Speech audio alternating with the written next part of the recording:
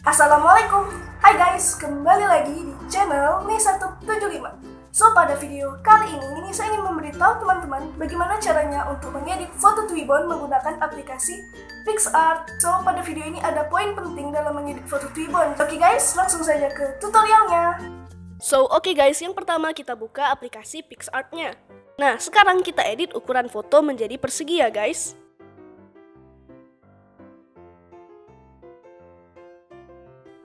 Selanjutnya kita tambahkan bingkai Twibbon-nya.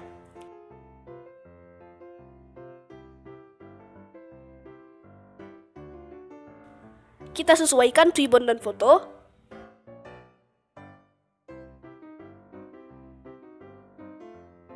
Dan selesai deh, tinggal simpan di galeri.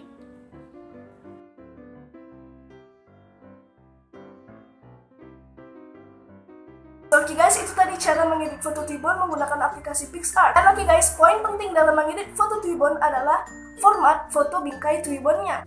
Jadi guys, Twibbon-nya itu harus berformat PNG, jangan JPG, karena kalau JPG nanti hasil Twibbon-nya menjadi seperti ini.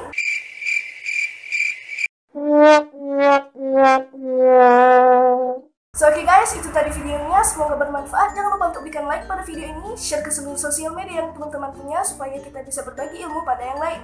Thank you guys for watching, and I will see you guys in the next video. Assalamualaikum warahmatullahi wabarakatuh. Bye!